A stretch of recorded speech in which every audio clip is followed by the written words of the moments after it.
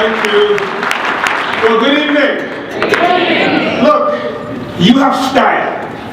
Evening of excellence. I've never been to an evening of excellence. That tells me you have style. So give yourself a big round of applause for that. That's me, Renee. I love Renee. Now, you're probably wondering by now, where did the funny accent come from? Like, which part of South Dakota is my accent from? I get it all the time. It's Sioux Falls to Rapid City. Like, can anyone guess where I'm from? Let's just get that out of the way before we launch into our program. Gettysburg. Gettysburg? No. People always say Jamaica! You must be from Jamaica, man! No, I'm not from Jamaica. At least you're close. Where? Haiti? No. No. People, I've heard Russia before. I've heard Australia. There's nothing Russian about me. Nothing at all. Texas, they have a deep southern drawl. Now, I was born and raised in the Caribbean, so you were not too far off when you said Jamaica or Haiti. Specifically, I'm from St. Thomas in the U.S. Virgin Islands. Have any of you been there? Yes, you have? We should rent a boat right now to sail down to the VI right now. So, for those of you who don't know, St. Thomas is like 13 miles long, 32.5 square miles. You can drive from one end to the next in a half hour. If you look at a map, it looks like a dot with an arrow saying somewhere in this region there's something. That's where I'm from. I'm an island boy. My family and I live in the Washington, D.C. metro area, and I am a service nerd to the highest degree. I absolutely love to see people treated exceptionally well. Do you know what I'm talking about? I love to see people who are treated like kings and queens. Doesn't matter what their title is, if they're CEO or governor or this or that. As long as you're a human being, I love to see people treated well. Whether they're called members or patients or students or clients or tenants. I love that. I also love to see when people come to work with a sense of passion and pride and professionalism for what they do. What drives me crazy when people come to work and they're like, I woke up again, I have to work now, I deal with customers, who want stuff.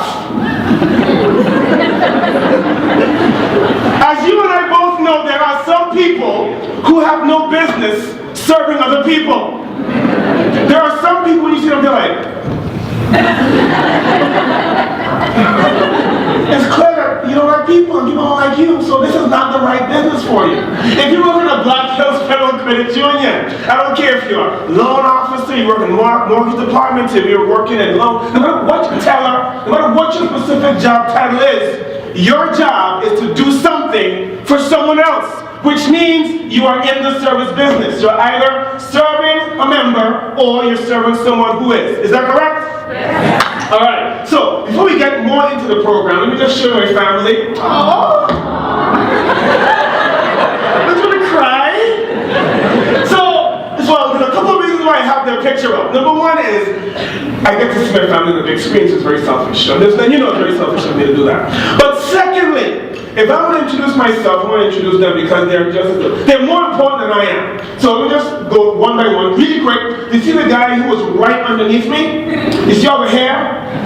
He came out like that. Isn't it unfair that this guy, he got all this hair? Didn't get it from me at all. His name is Bali, he's 4. So Bali, named after Bali, Indonesia. And Bali means mighty warrior. So you're the mighty warrior, that's what Bali means. And the young lady to my right, her name is Bryan, and that's not chocolate in her, that's actually the screen where that little thing in her mouth. That's Bryan, and she is 7.5.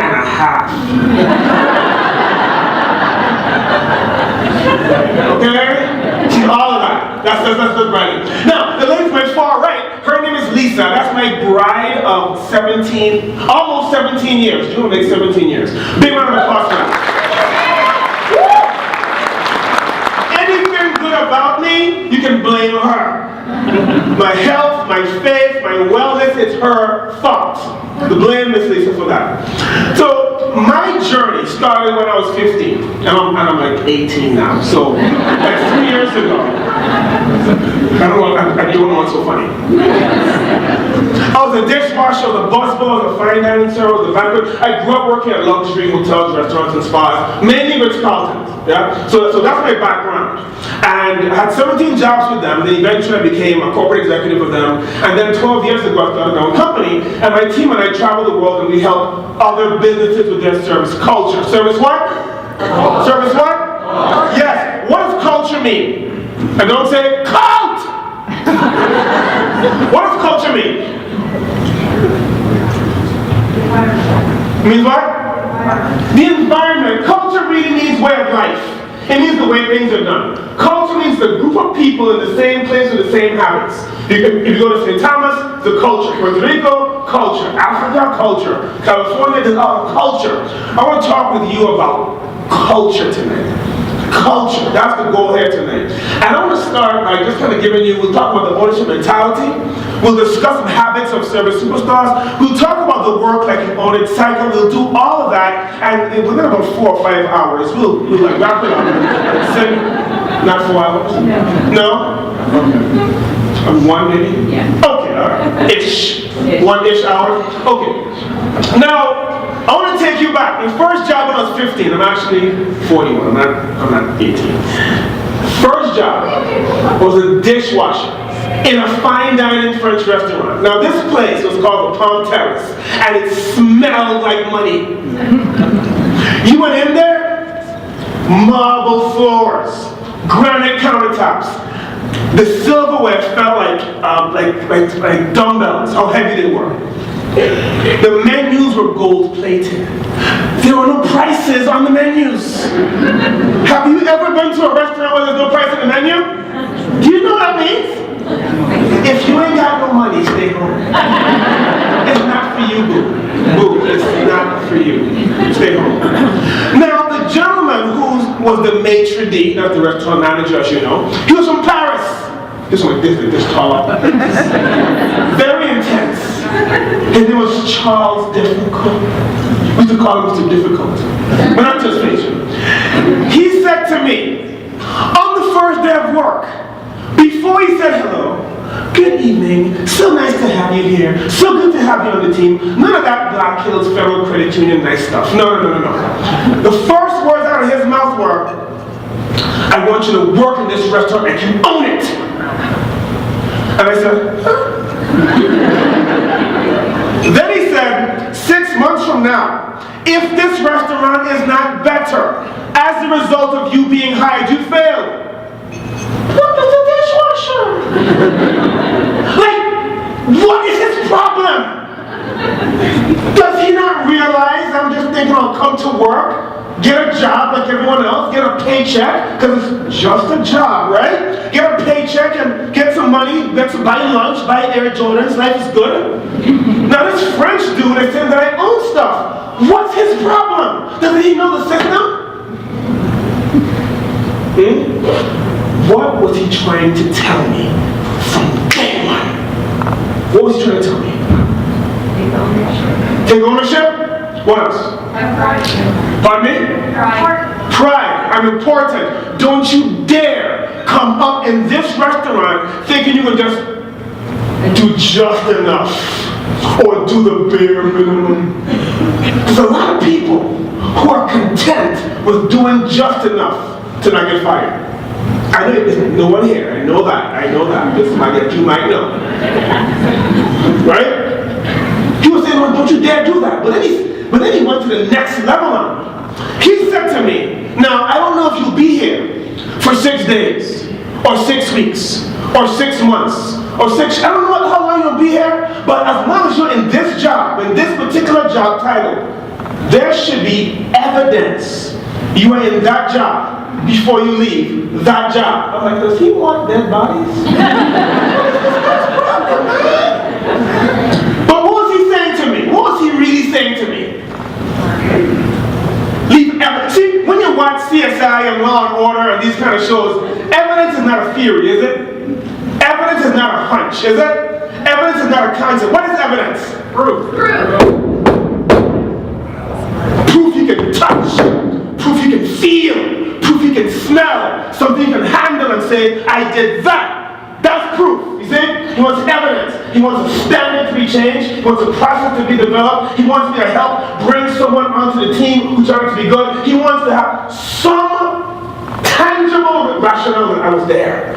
Otherwise, he said to me, if you don't do that, you're just taking up space.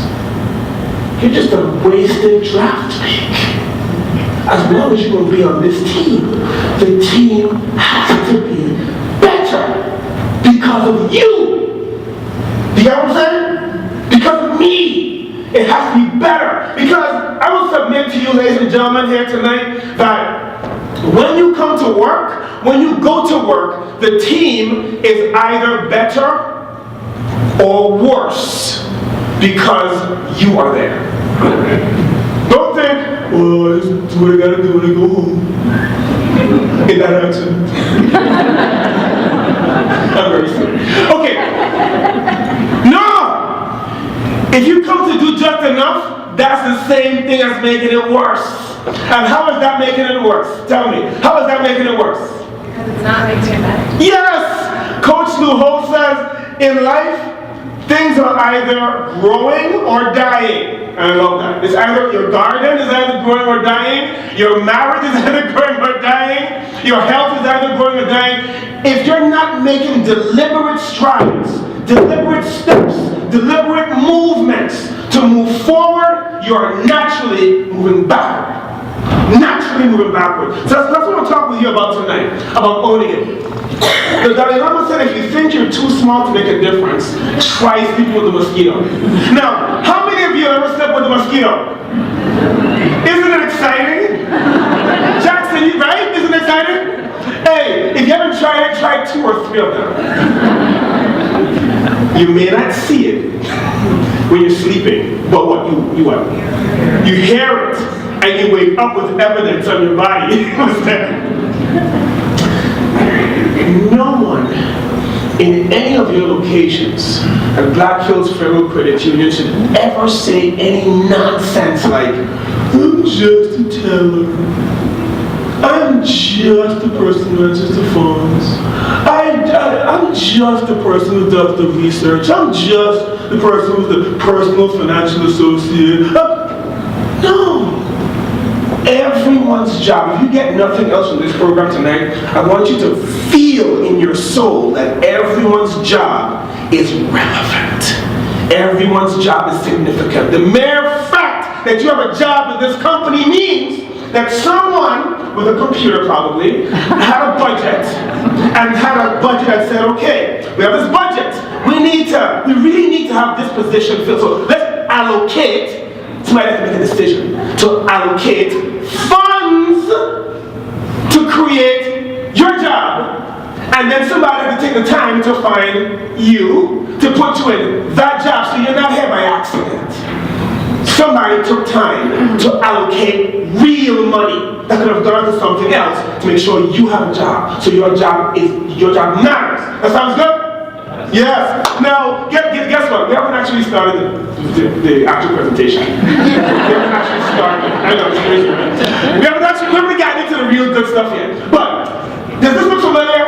Yes. We improve what? Lives. Isn't that audacious? That is so bold of you to say. I was like, we improve lives? I thought you issued loans and you got open checking accounts and lives.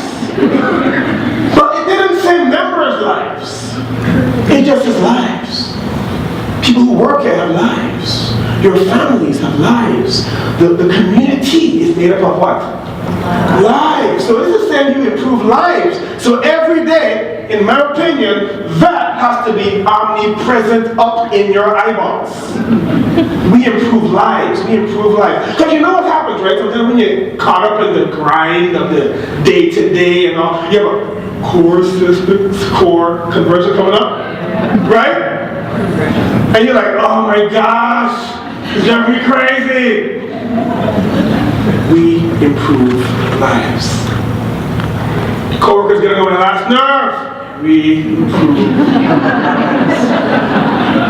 I can go on and on and on. But I'm on. The point is, whenever you're feeling stuck, Whenever you're feeling frustrated, whenever you have that headache, remind yourself of the purpose of what you do, which is what? That's it. That's it.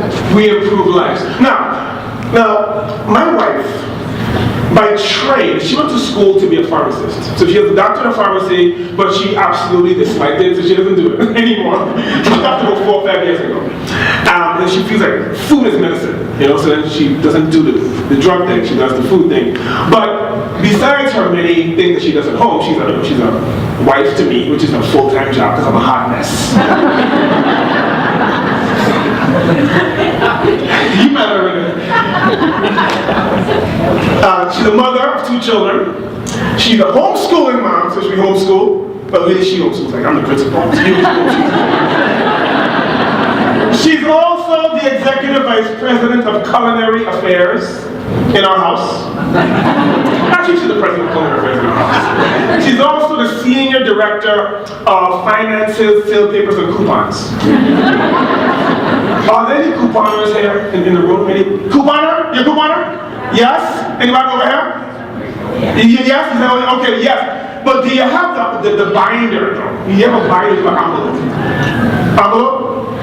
In a drawer. A box. Oh, you're serious. So Lisa, she has a binder. It's like this thick. And it's organized according to the store, according to its dairy, according to its paper products, according to its frozen. Like it's organized.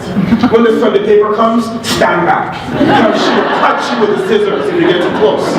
She has coupons for Walgreens, coupons for Target. Target? Coupons for oh my gosh. So one day, she gave me the money, sale paper, coupons for Target, and she had the Target paper carefully circled with arrows and say, you get 2 of this, you get this one off. It's a whole thing, I still managed to forget the sale paper at home while I was halfway to Target. So it's like, I've gone too far, I can't turn back, I'll be in trouble. So I went to Target, and I went to the customer service desk. It actually said, customer service desk, over the desk. And I asked the person behind the desk for sale paper. He looked at me and said, I'm on break. Now, if I can see you, you're not on break. You're right there. People who do the bare minimum, I call them BMs. You get it? Bare minimum? Get it? Okay. Now. I went to the next person behind the customer service desk and asked him for a sale paper. He said to me, he actually said to me, that's not my department. Is there really a sale paper department? BM 2.0. That's the next evolution of BM.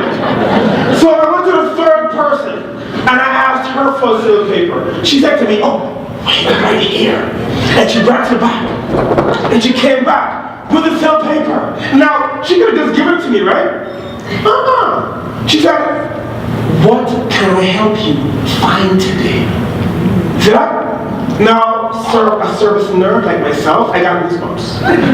So I showed her my typed out shopping list, double-spaced, left behind. And she said to me, allow me to show you. And she proceeds to show me. Take me on a tour like we're in Nordstrom's. And she said, let me shop. I'm like, this is unbelievable. So she's putting it in the cart. At the end, she asked me a beautiful question. And the beautiful question was this: is there anything more I can help you find today? And she wasn't hoping I would say no. She was like, please God, say no, I'm busy today. I'm busy. No, she was waiting for a response. And I said, well, you know what? I don't need anything else, but 2 of your co-workers completely disregarded me when I needed help. Guess what she said? Guess. I'm sorry? She could have said, oh yeah, they always mess up. You know how some people love to blame other departments? Not at Black Hills Federal Credit Union. They blame other people. No, not him. But I will say, she said, allow me. She actually said, allow me Allow me to apologize. It's not that you want to cry. Allow me to apologize on behalf of my team and the company. That's not who we are. That's not what we are striving for. Is that owning it? Is that owning it? That's what we're going to talk about tonight. Owning it. Now, before we actually get into the presentation, I actually haven't started it for real. But I'm going to finish on time, I promise you. I promise you. Let's all stand up. Yes, stand up. I'm even eating and drinking water and milk and stuff. Skip it, almond milk. I want you to, now, as much fun as we're going to have, as awesome as you are, the only thing I really care about is for each of you to take away at least one thing. How many? One thing you can immediately apply and use today. Just one. I'm going to give you a lot of things. Just one thing you're going to use today. So, the doors are closed to prevent you from leaving until you can convince me you learned something. So, repeat after me. I promise that today, no matter how dry, boring, or stale this material may be, I will extract at least one good thing I will use when I get back to work. Have a seat, please, have a seat. So now, look, we're going to talk about some habits, a few habits. Now, the beautiful thing about habits is that habits are hard to break, aren't they? If you do anything for at least 21 to 30 days, it's going to become very hard to not do it, whether it's good or bad. We're going to talk about some habits of people who work like they own it. So the habit number one is how and who will I wow today? Start your shift by asking yourself, how and who will I wow today? How and who will get wow today? Now when I say a wow, I don't mean a bow wow. No. I'm talking about a big wow. Let me give you an example. I'm going to read my notes here. I'll give you an example. Do any of you know Kathy Evans? Yeah. You know Kathy? Is Kathy here? Okay, so let me tell you about Kathy Evans. Kathy, she knows a member who wanted to get a loan, and Kathy did not get a loan. Is that a wow? No, that's not the story. Kathy said, no, because the person's credit was bad. Right? So, besides just saying no loan, Kathy decided to help this individual with financial education, building up financial responsibility, rebuilding his credit. Then he was able to get loans. This particular member refuses to see anyone else for his loan needs than who? Is that a wow? Absolutely. Let me give you one more example. This is from, do y'all know the Sparefish MSC group? Yes? Mandy Verholtz? Yeah. Okay. So, Mandy! Wave like the queen or something. There you go. Mandy, her 3 boys, niece, and some of her co-workers, Judy Dirks, Lee Ann Triscori, Nicole Larson, they spent a Friday night after work and part of the day Saturday helping a member move. A member has physical disabilities and helped them move because the building was there, didn't have any elevators and so forth, so they helped them move. Is that something? Is that a wow? It's a wow. Now, the best one,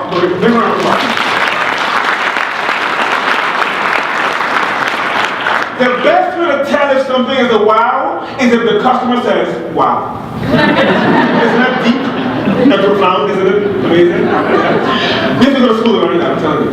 Make a list of ways to wow your external customers. Your external customers is anyone who does not work here. Got it? Make a list of ways to wow your internal customers. That's everybody who does work here. So the point is wow everybody. Wow everybody. Make it your point to wow everybody. But now this really can be troublesome for some people because not everyone believes that all customers are deserving of being treated well. Not everybody believes that. Some people actually believe that this customer is more important than that customer. And that customer is more important than that customer. And when you start playing that game, you become become inconsistent because now you're constantly giving out different versions of yourself. Then you become schizophrenic. Literally, because you're constantly changing. See, service excellence means you are consistently excellent. You can't be consistently excellent if you're always turning on, turning off, turning on, turning sideways, turning medium. Just be awesome with everybody. My prayer is that people come to work, forget work. You wake up in the morning and you have a blindfold on, and you don't know who you're dealing with, but you just assume, if I'm dealing with this person, that's a king or queen, that person is worthy of my absolute best all the time today. Otherwise, I'm being an amateur. Because professionals don't turn on, turn off, turn sideways. They don't reserve their smiles for one person more than another person. They don't act like they don't anticipate needs with one person. They just give everybody the best version of themselves. Do you hear what I'm talking about? That's what service excellence truly means. The service that you provide should be the highlight of the member's experience. Wouldn't it be awesome you come to work and say, well, let me get some people's names here. Do you work? Yeah, Lacey? He does. Adam. No. I want to see Adam today. And you are? Kelsey. No, Kelsey. I want to see Kelsey because Kelsey knows what I need. And you are? Kate. Kate knows exactly my preferences and so forth. That's the point. Now what if each person strived every day to be the highlight of the member's experience? Wouldn't that be awesome? Each person did that. Don't just try to hide behind Black Hills Federal Credit Union and the wonderful culture you've been able to build for being around for so many years, but each person has to take a personal responsibility. So that's number one. Number two is identify preferences. Now what's a preference? And don't say something you prefer. Don't tell me stuff like that, right? No, it's not. Well, what's a preference? Desire. Wants, needs, desires. Can you give me an example of a preference of a member, perhaps, at Black Hills Federal Credit Union? Give me an example. Good credit score. Pardon me? Good credit score. A good credit score is a preference, okay. But give me a preference that a member may have. They prefer mobile banking over. To prefer mobile banking. Yes, what else? They want to see Kathy. They want to see Kathy, yes, what else? What else? Balance on the receipt. Pardon? Balance on the receipt. Balance on the receipt, beautiful, what else? A preferred name they want to be called, right? A preferred time of day. I mean, there's so many preferences. I want to tell you something. Each person you serve has at least one preference. It's up to you to identify what it is. Every single person you take care of, who you have the privilege to take care of, has something unique about them that will make the service to them feel extra special. Now you can totally ask, what are your preferences? Fill out this form. There's nothing stimulating about that at all. But if you see the person's always doing what, you see the person always coming in wearing a particular sports logo and so forth. The person is always bringing his daughter. This person is always talking about this. The person is always wearing a particular color. Whatever it is, pay attention to it. Pay attention. If you see me with my daughter, or my son, and he comes in, he's always wearing Optimus Prime regalia. Ask him about Optimus Prime. If you see me and I'm coming and let's say I have a small business and you want to ask me, and I'm also talking about loans and potentially want to expand and so forth, there may be a preference to maybe offer one of your many loan solutions, one of your many monetary solutions. Now, if you know a preference, it's a constitutional crime to not act on it. You can actually be thrown in jail for that. Not really, but you should. I think you should. There should be jail time involved if you know a member's preference and you don't do something to act on it. There's a Chinese proverb that says, to know and not do is to not know. Which basically means nobody cares what you know unless there's action behind it. Is it? So if you know somebody's preference, do something with it. Act on it. You see? But now let's say, for example, let's look at somebody towards the back. Let's look at somebody towards the back. Let me see him over here. Let me look at somebody. Kevin. See, Kevin is the guest of Chris. Let's just pick up Kevin. Okay. So Kevin knows my son likes Optimus Prime. And he also knows, he knows, and he has a special Optimus Prime kit laid out. He has, whenever my son comes in, he has Optimus Prime coloring paper, Optimus Prime this, he knows to ask for Megatron and Bumblebee and all. He makes us feel really welcome. So we don't want to do mobile banking because we want to come in and see him. Got it? What happens when Kevin is off? Or if he has the nerve to go on vacation? Should my son still get the same warm, engaging experience? Shouldn't he? Yes. Here's the principle. Service excellence cannot depend on if a particular person is working. Have you ever gone into a business where it's only good if a particular person is working? I'll only go there on Tuesdays between 5 and 7 p.m. because they'll hook you up. That's not service excellence. That's not it. So what Kevin is going to do though, Kevin is going to share the preference with his teammates.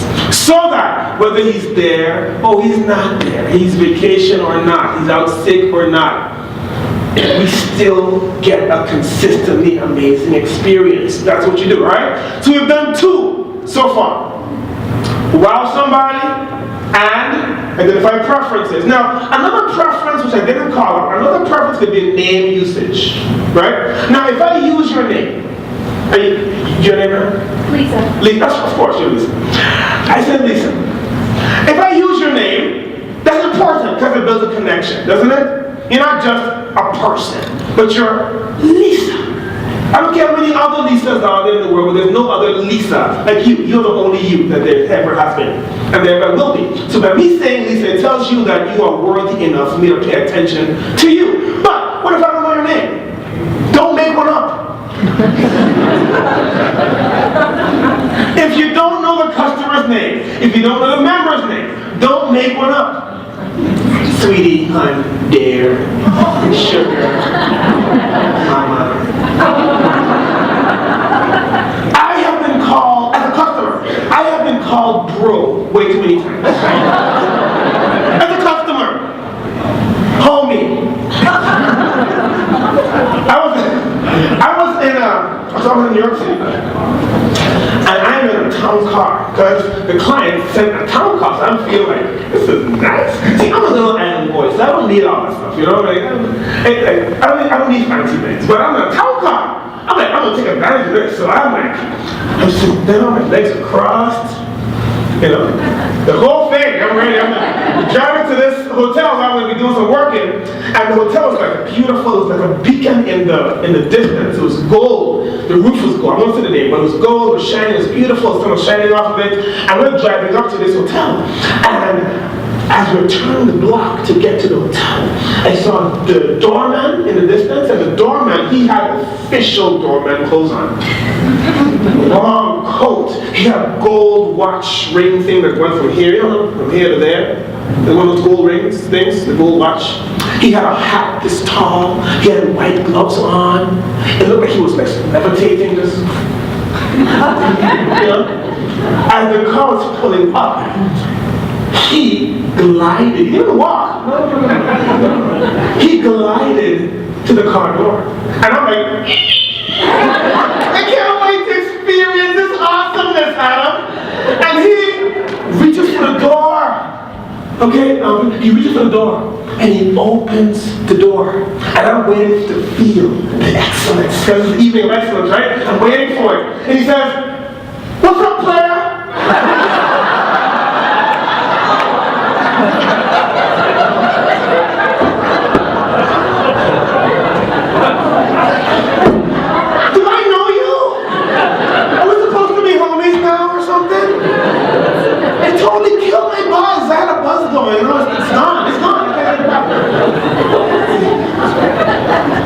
If you don't know the person's name, don't make one up.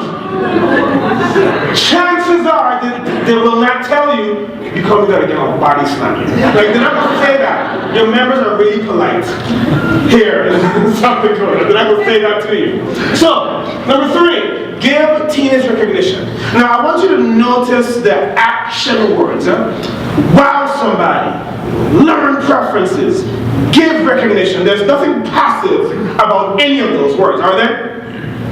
Because owners are not passive. People who work like they own it don't sit back waiting for people to do things. If you own, if you have an ownership mentality, if you work like you own it, you come to work looking for things to do. You come to work looking to take initiative. You come to work looking for opportunities for improvement. You don't come to work just complaining. Anybody can complain. You don't require any special gifts or talent to complain. Anybody off the street can do that. You don't have to work at Baptist Federal Credit Union to come and say, that's wrong, that's wrong, that's wrong, that's wrong. Anybody can do that. You don't need a special college degree to do that. But giving recognition now. Now, if you want people to be nice to you, you gotta be nice to them, obviously. If you want people to open doors for you, you open doors for them, right? If you want people to give you recognition, what should you do? Give them recognition first.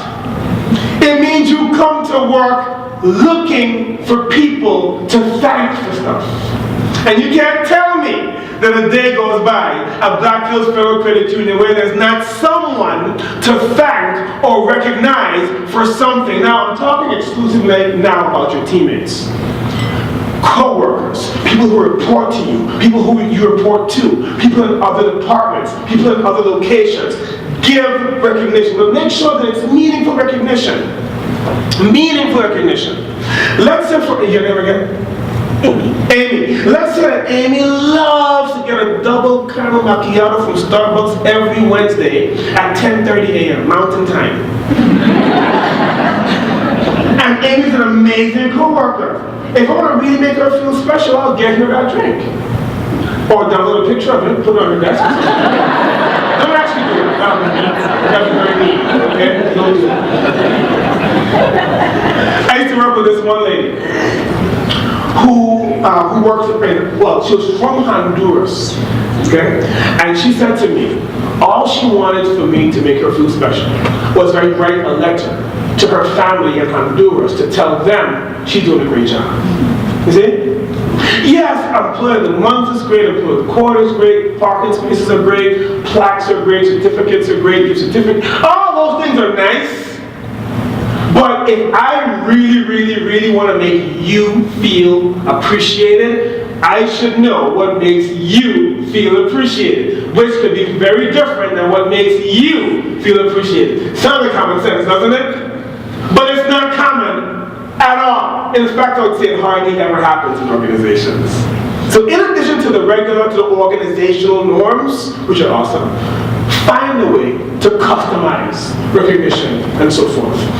People who work like they own it love to work with other people who work like they own it. Do you agree? Yeah. Oh, there's nothing that drives a service superstar crazier than working alongside a BM. They would rather work by themselves. They would rather it be short-staffed. Now, they're not going to say that to the manager. They're not going to say that, but they would rather work by themselves than have to work alongside somebody who just kind of dragging their feet, going to work, going to bed, to pay bills. The only people who like to work alongside those people are other BMs. It's like a BM convention. Okay, I'll stop now. I'm not going to I promise. Until the next slide. Okay. My challenge for you, minimum once a week, do something to recognize someone in a meaningful way. Is that difficult?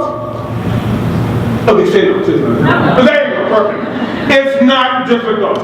Do something to recognize someone for a job well done. Because listen, we improve lives is huge. It's a big goal.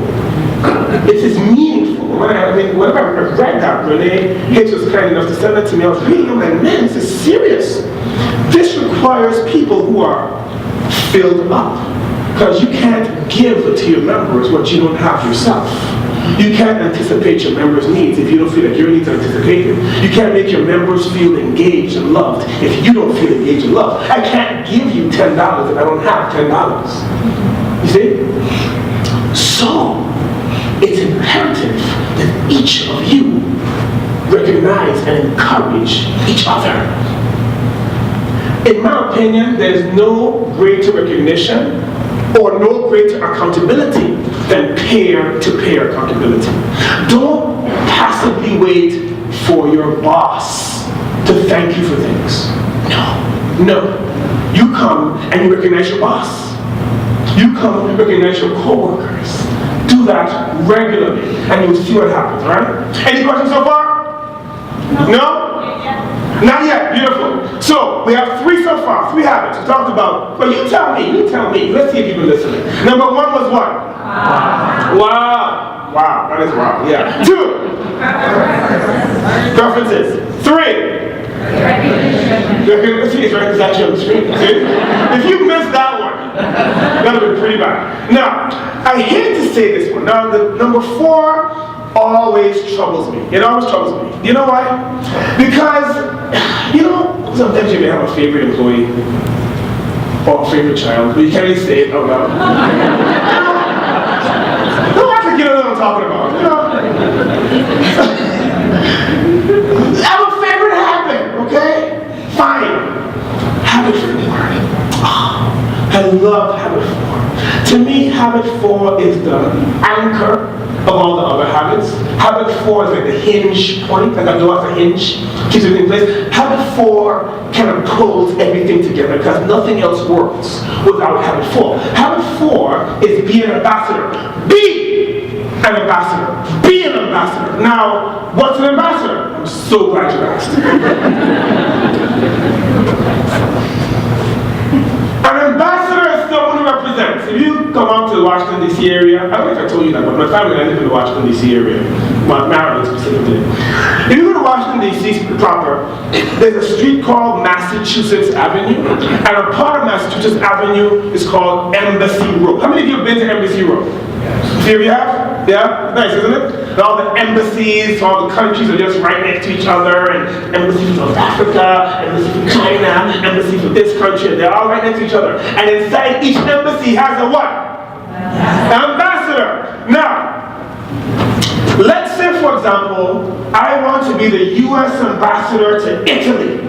I want to be the U.S. ambassador to Italy, which means I'll be living in the U.S. embassy in Italy.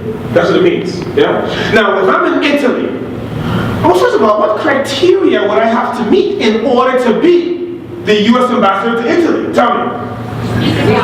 Speak Italian and do this a lot. What else? Drink wine. Drink wine, you know? Oh, you drink wine, I mean, yes. Then Chianti.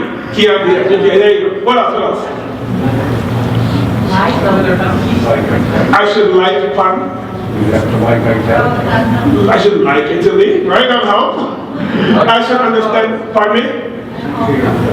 I should know the diplomatic relations between the 2 countries. I should know about the cuisine, I should know about the culture, I should know about, I should know about Italy. I should like Italy a lot. But there's something even bigger. A big criteria. If I want to be the U.S. ambassador to Italy. U.S. booster. Booster? Like spaghetti? No. Yes! I should be a great representative of the U.S. That's the biggest one. Because when I'm in Italy, you're not going to really see me. You're going to see what? The U.S. If I'm in Bologna, if I'm in Milan, if I'm in Rome, if I'm in Venice, no matter which part of Italy, if I see an Italian who's never been to the U.S., in their mind, I am the U.S. I don't just work for the U.S. In their mind, I am. You hear that? I am the U.S. How I walk, how I talk, how I speak, how I dress, I am the U.S. You see? In the same way, you are ambassadors of, let me hear it, Black Hills Federal Credit Union. You don't just work for Black Hills Federal Credit Union. You are Black Hills Fair credit treatment. Many of you even have the jackets and the logo. Some of you probably only use pens with your company logo on it. I bet some of you have the picture of your CEO on your fridge at home. Or something like that, probably.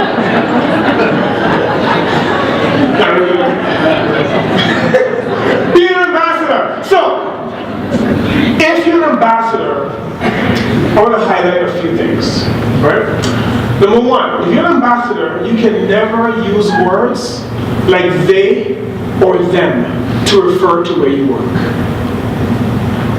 Have you ever heard that before? Just blink if you heard it. I see it. Yeah, they have an expansion going on, but they don't tell me anything. I always keep telling them about this, but they always do things last minute. They don't ever proactively plan it. Who's they? Who's them? I have an example. So I got to Baltimore one day, and that's the airport I usually fly out of. And it's no problems, have great times, easy in and out. That's why I prefer that airport. So I flew out of Baltimore. And this particular trip to Baltimore, I mean, it was just, I don't know if the full moon was out or something, but people just acting all, yeah. So I went to the kiosk to get the boarding pass. I got the boarding pass, and the attendant asked me if I needed any help. I said, no, I've got the boarding pass, I'm good. And she said, okay, would you like to check any bags today? I said, oh, no, I'll just do a carry-on. She said, good, because I wouldn't give them any more money than I had to anyway. What? Who is them? Who is she talking about? Who is them? Tell me. The place where she works. Now, I want you to miss the point here, or the significance of what just happened, because the place where she works that gives her a paycheck, that she probably uses to pay rent or mortgage, pay the car note, put groceries in the fridge to feed families, some clothing. The same place where she works, she's now referring to as the evil villain, them. See? No, they are them. It's we, us, our. We, us, our. If you feel like you have to verbally distance yourself from where you work, you shouldn't work there. All right, so that's number one. Number two, if you're an ambassador, always speak positively. Now, I'm a U.S. ambassador to Italy, and I'm in Italy. Wouldn't it be awesome if I'm like, you know what, whatever you do not go to the U.S. You're evil, they'll call you player, they just... That should disqualify me. Speaking negatively about what I represent should disqualify me from representing. Shouldn't it? They should disqualify me. I don't know how many millions of dollars perhaps you spend on marketing, advertising, this and that, promotions and so forth, sponsoring events and all that. The biggest marketing you could ever do is not even when the members talk positively about your company, it's when who? When the team members, the employees speak positively. The biggest advantage of this organization should be you. Can't wait to speak positively when you're home, when you're driving to work, when you're at the grocery store, when you talk positively, talk positively, talk positively. Now, I went from the gate to get in the kiosk, from the kiosk up to the gate to catch a flight. So I'm going to catch a flight now. Then I realized at the last minute that I forgot to eat. Have you ever had one of those days where you're so busy that you forget to eat? No? You have? I'm not the only one. I'm like, oh, I forgot that lunch. So, fortunately, right next to the gate had a little sandwich salad type place. So, I ran over there real quick, and I saw this really nice, turkey wrap thing with, it looked really good. So I said, can I get that please? And the lady said, I'm so sorry, sir, but we just ran out of the ingredients for that particular dish. That happens, right? So I said, well, can you recommend another item? And she said, none from here.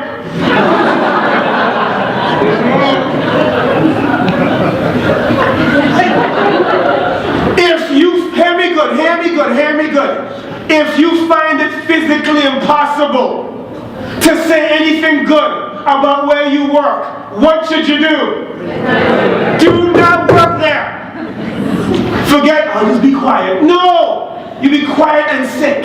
There's a lot of people I know who are chronically ill and the physicians can't find anything wrong with them. Every day they're getting a different pill to calm some ailment, but it's no real thing because it's just stress.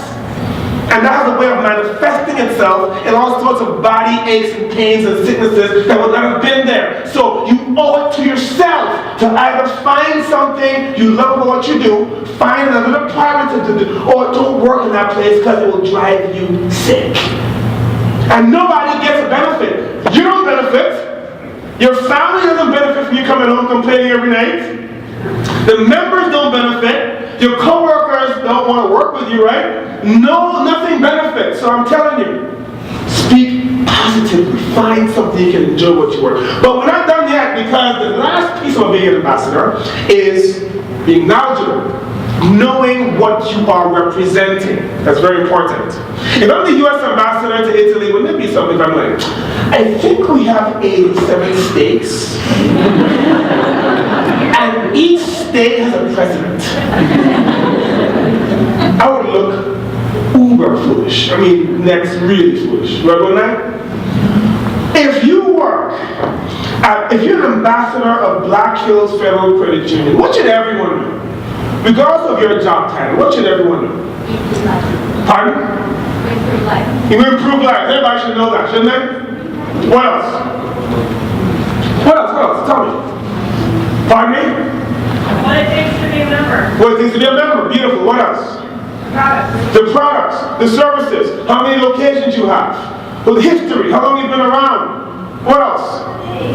Pardon? I said, I go to the day when we were incorporated. I love that. There's some things everyone should know. There's some things everyone should know. Do you have a website? Do you have a social media presence? There's some things everybody should know. Right? Everyone should know. One of my favorite places on earth is Whole Foods. I don't think there's a Whole Foods here, right? No. So, but I love Whole Foods. If they have Whole Foods hotels, I'll only stay in Whole Foods hotels. That's how much I'm a fan. So you can get food there, you can get groceries, but you can also eat. You can actually have lunch and dinner there and stuff. And it tells you exactly what's in the dish and so forth. So I love it. So I went to Whole Foods in Denver. Walked into Whole Foods in Denver. I wasn't quite sure where the cooked food section was. But I saw a lady, and she was on the floor stocking shelves. And when she saw me walk in, I must have been there for like 2 or 3 seconds. Guess what she did? Oh, she rose. She just got, she rose. And she came over to me. And she said, dig the word. Welcome to our store. You got that? Welcome to our store. Yes. Then she asked me, what can I help you find today? I said, where's your cooked food section? He said, allow me to give you a tour. And she was excited about this tour. And she took me on a tour. And she showed me, look, it's this right here. This is the soup station, right? And this is the pizza station, this is the pasta station, this is this station, and she told me all the stations. And she told me her favorite dish at each station. Like she cooked the food herself that morning. Is that so? At the end of this shopping excursion, she asked me, is there anything more I can get for you? The same thing that the lady at Target asked me, what else can I find for you? I said, well, you have any of those naked smoothie drinks? You know that bottle drink, naked smoothie? Back then I used to like it a lot. And she said, I'm not sure, but I'll find out. And she skipped away to find out. She literally skipped away.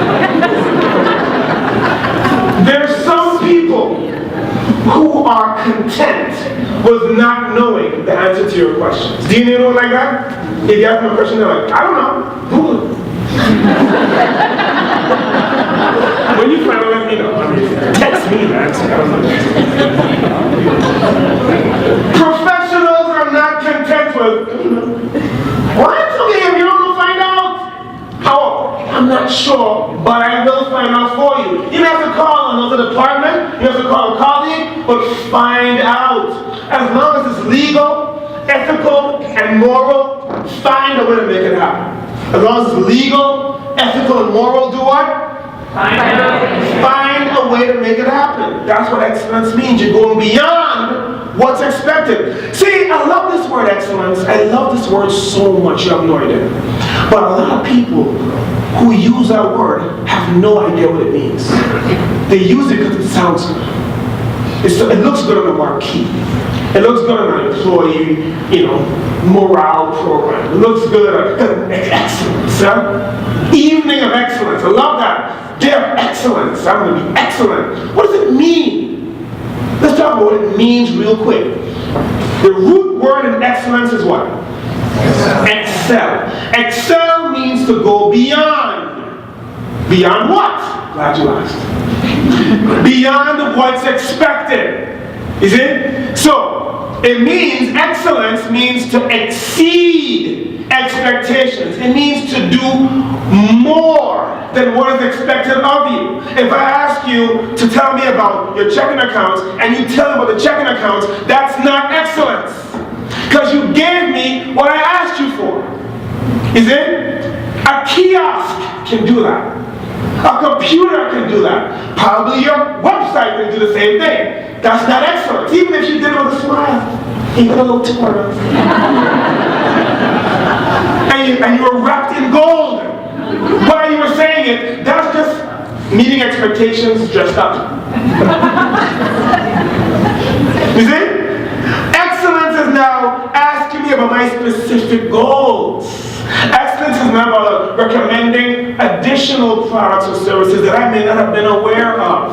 Excellence is about offering to help walk me through the application process. Excellence is giving me your number. Excellence is about calling to follow up, to check to see if I have any questions about the process. And see, that's excellence. It's doing more. See, if you're not interested in doing more, consistently doing more than what's expected, it's not excellence. Which may not be all that bad.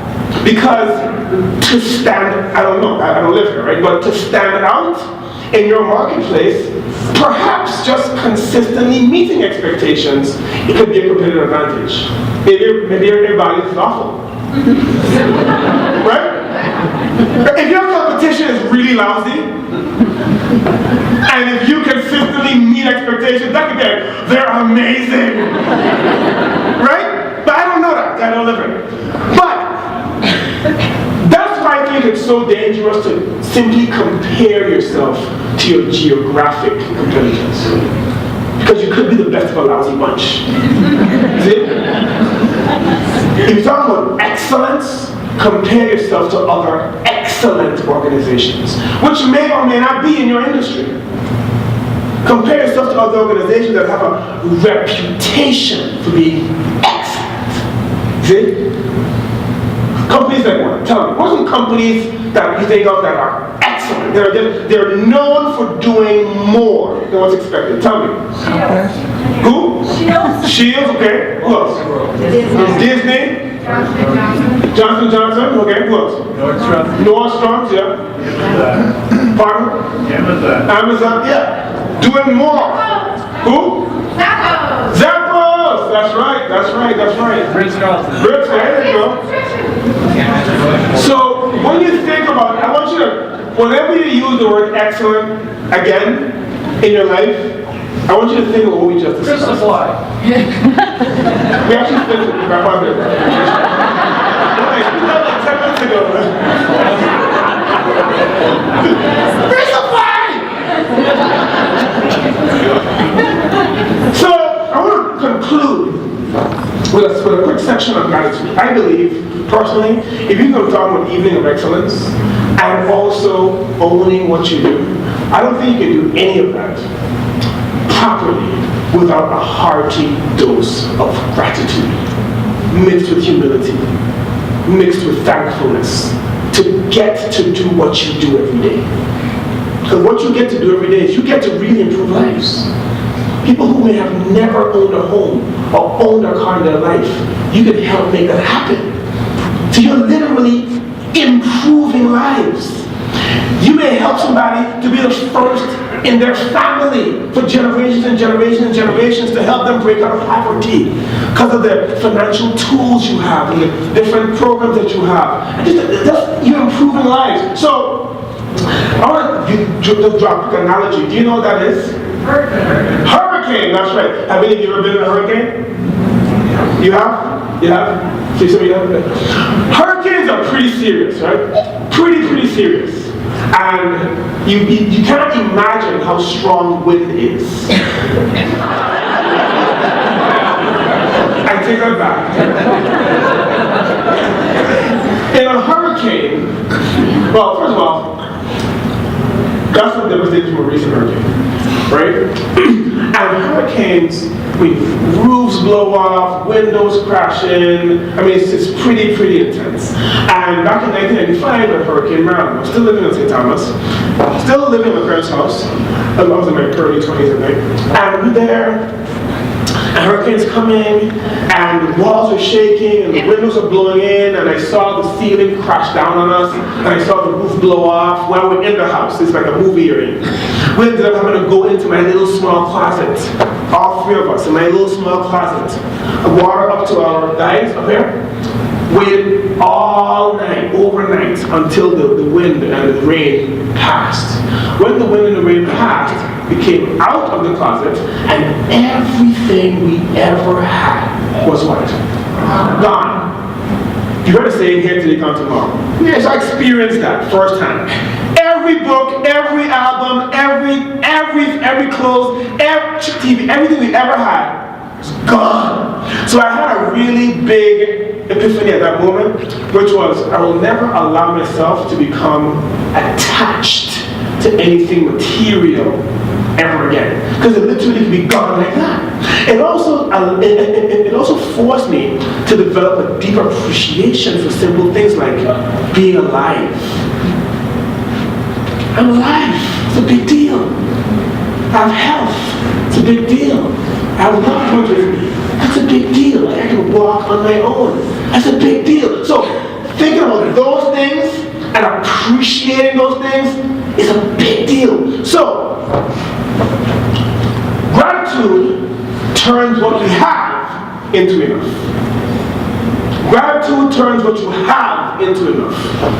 Happiness is not necessarily about getting. It's about taking what you have, whoever you have, and being grateful for that, being appreciative for that.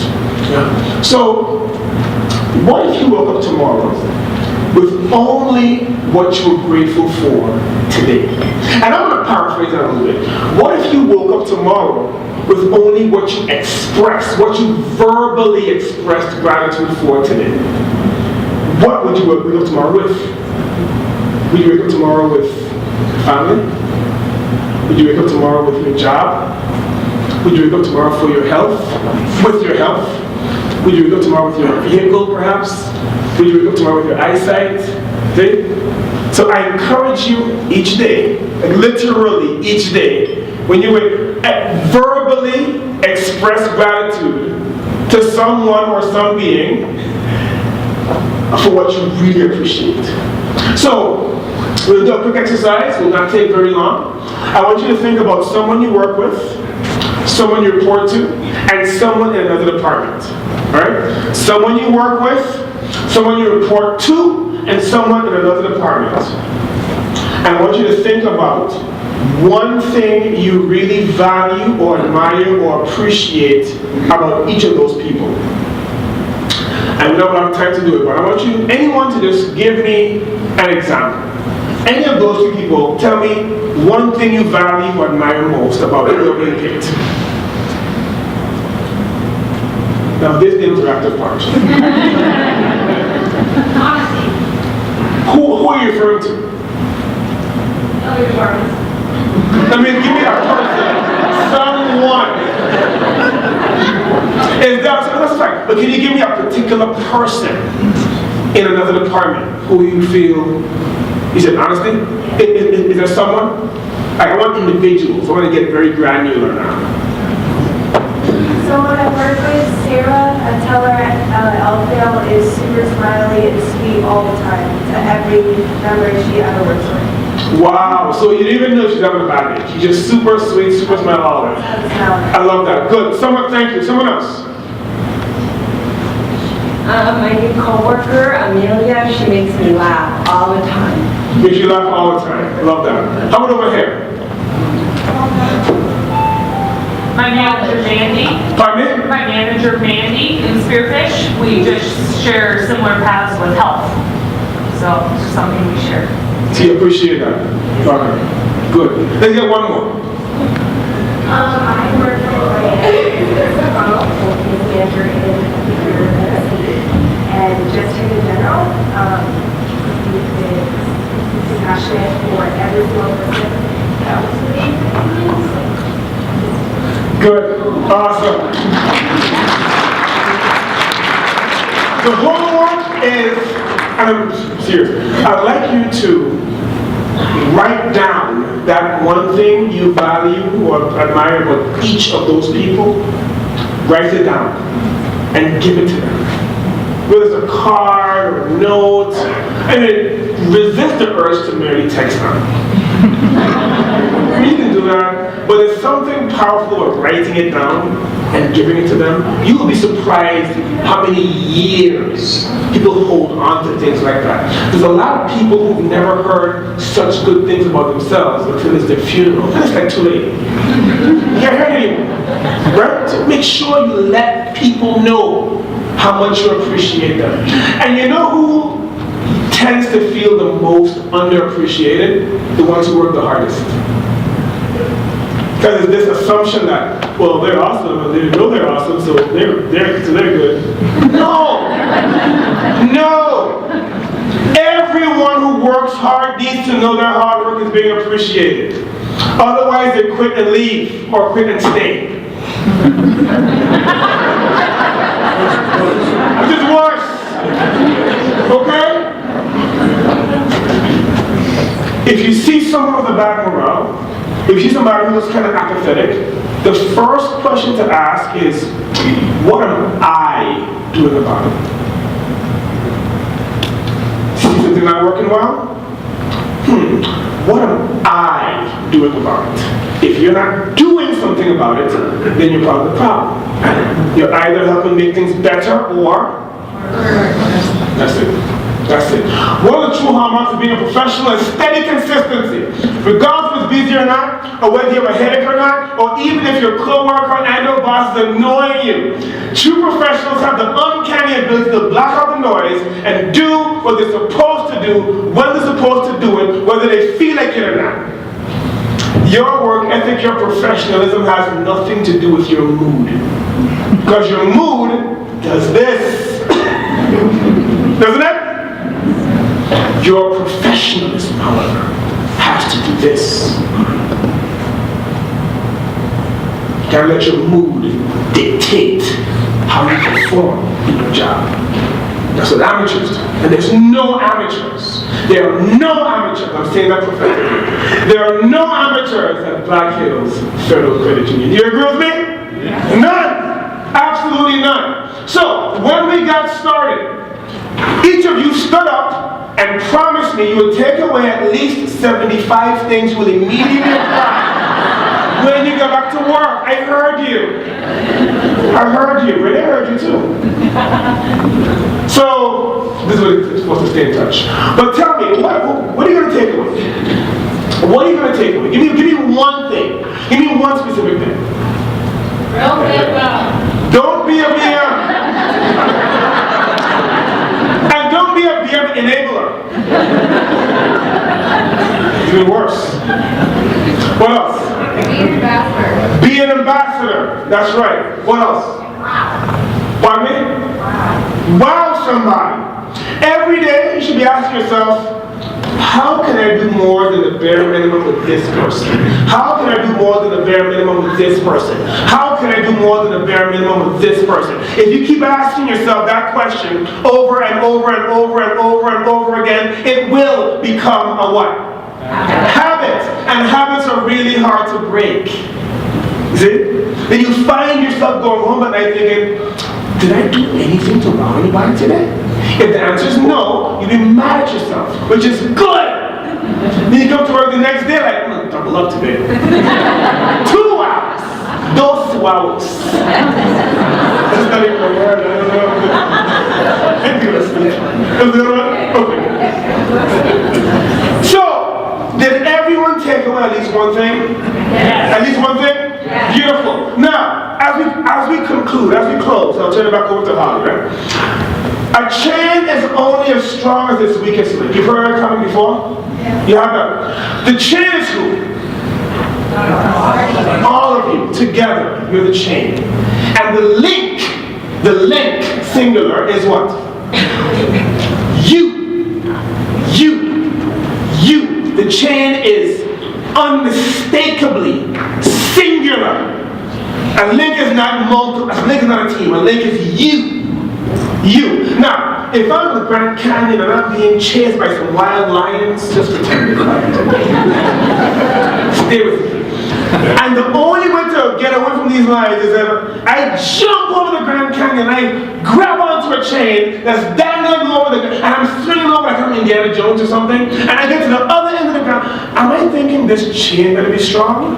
Or am I thinking each link better do what it's supposed to do? I am praying that each link is rock solid. Each link is made of titanium, platinum, and reinforced with steel. I want each link to be uncompromising. My life depends on each link. I'm trying to tell you, although the chain may be strong, ladies and gentlemen, if a process is missed, if a defect happens, if a customer is not followed up with, you have to be able to say, it's not going to be because of me. If something doesn't go right today, it's not going to be because of me. I am going to do my part with excellence. If nothing else, I am going to do what I am supposed to do. I'm not going to be the one to leave work undone. I'm not going to be the one to not follow up with members when I said I would. I am not going to be the one who grunts and complains. I am not going to be the one to blame other departments. I am going to be a strong link today. Can't promise about tomorrow, but I know today I am going to be a strong link. And you know what? The choice you make today will be the choice you make tomorrow. So if I do it today, chances are I'm going to do it tomorrow. If I do it tomorrow, chances are I'll do it the day after. But each person has to make that promise, that covenant with themselves. You're going to do what you're supposed to do when? Today. So as we close, let's all stand up one more time. And do you see my friend up there? You see how he's linked up with his chain? I want you to grab the link with the person next to you.